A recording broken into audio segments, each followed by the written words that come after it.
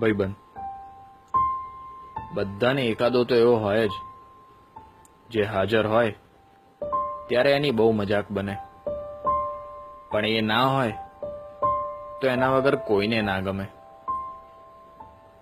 જેને 10 વાગે મળવું હોય તો 9:30નો ટાઈમ આપવો પડે, કેમ કે 5 જ મિનિટમાં પહોંચ્યો, એવું તો એનું રોજનું હોય.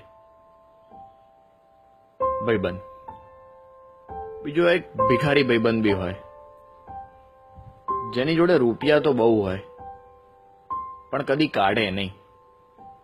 પાકીટ ભૂલી ગયો યારું, હમણાં તું કાઢ ને, હું તને પછી આપું. અને એ પૈસા તમારે ભૂલી જવાના. બેનપણી દરેક જગ્યા પર એક રોતડી તો હોય જ, જેને હાલ જ બ્રેકઅપ થયું હોય અને રોઈ રોઈને બધાની મેથી માર્યા કરે. એક વિચિત્ર બેનપણી બી હોય, જે દર વખતે બધાથી આડી જ ફાટે. જ્યારે બધા તૈયાર હોય ત્યારે એના જ નખરા હોય. એ બેની જોડે ત્રીજી સેલ્ફી ક્વીન બી હોય,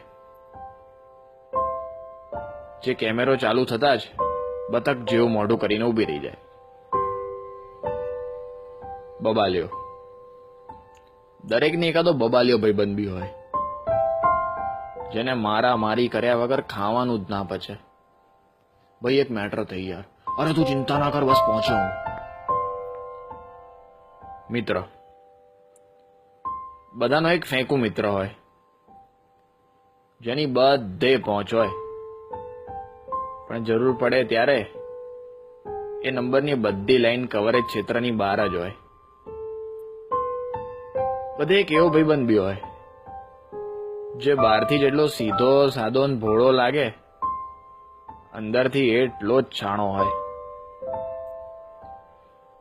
હજી એક વિકૃત બી બધે મળી રહે, જે બોલવાનું ચાલુ કરે એટલે એને કંટ્રોલ કરવો અઘરો પડી જાય. અરે ક્યારેક તો એની વાત સાંભળીને આપણને શરમ આવી જાય.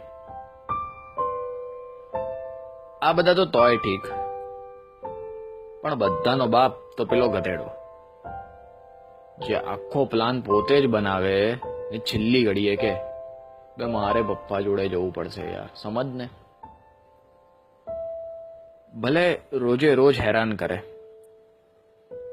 ભલે બે મતલબની બકવાસ કર્યા જ કરે, ભલે કાયમ આડો ફાટે, પણ સાચો ભાઈબંધ તો એ જ, જે જરૂર પડે 2 લાત મારીને કહે, ચિંતા ના કર, તારો ભાઈ હજુ બેઠો છે.